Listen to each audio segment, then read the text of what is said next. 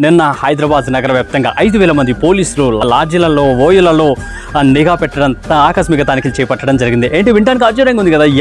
Yeah నిజం అనమాట. But ఏంటంటే చాలా మంది లాడ్జీలలో ఓయూలలో సరైనటువంటి రికార్డు మెయింటైన్ చేయట్లేదు. అంటే ఏంటంటే కస్టమర్స్ ఎవరెవరు వస్తున్నారు, ఎవరెవరు వెళ్తున్నారు, వాళ్ళ రికార్డ్స్, వాళ్ళ ఆధార్ కార్డు సరైనటువంటి ప్రాపర్ ఎవిడెన్స్ తీసుకోవట్లేదు, కలెక్ట్ చేయట్లేదు. సో అదేవిధంగా సీసీ రికార్డ్స్, సీసీ కెమెరాస్ కూడా అన్నింటిని కూడా పర్యవేక్షించడం జరిగింది. సో తస్మాత్ జాగ్రత్త ఖచ్చితంగా. అంటే కొంతమంది ఏంటంటే హో మై గాడ్ లాడ్జికి వెళ్ళామే, దొరికిపోయామే, వెళ్ళారా అని చెప్పేసి భయపడుతుంటారు. సో అలాంటి టెన్షన్ అయితే మీరు అస్సలు పెట్టుకోవద్దు. అంటే ఏంటంటే వాళ్ళు ఏదో మిమ్మల్ని ఏదో బుక్ చేయడానికి కాదు, ఒక సరైనటువంటి ఎవిడెన్స్ ఉండాలన్నమాట. ఎందుకంటే రేపు ఏదన్నా ఎందుకంటే బయట చాలా వరకు కొన్ని లాడ్జీలలో అనుకోకుండా మరణాలు, అసాంఘిక కార్యక్రమాలు, హత్యలు, క్రైమ్స్ ఇవన్నీ జరుగుతున్నాయి కాబట్టి సో వీటికి చెక్ పెట్టడానికి ఇదొక దర్యాప్తుగా చేపట్టారనమాట. నగర వ్యాప్తంగా కూడా సిపి సజ్జనర్ ఆదేశాలు ఇవ్వడం జరిగింది.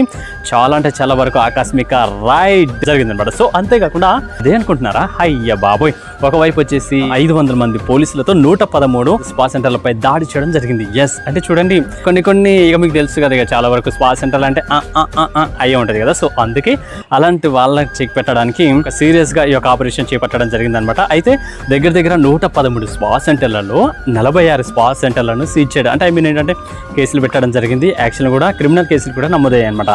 సో దయచేసి జాగ్రత్తగా ఉండండి. వితౌట్ ప్రాపర్ డాక్యుమెంట్స్ మీరైతే వెళ్ళకండి, లేదంటే చిక్కులో పడ్డట్టే. ఎనివే అర్థమైతే ఆలోచించండి, వీళ్ళైతే పాడవుతారని అనుకుంటాం. Thank you so much. ఉంటున్న రిజనర్స్ అందరికీ ఇలాంటి అప్డేట్స్ మీకోసం మీ సోమగారి ఫిల్మ్తో మరొక అప్డేట్స్తో మీ ముందు కాబోతున్నాం. అందరూ ఒకసారి నమస్తే, టాటా.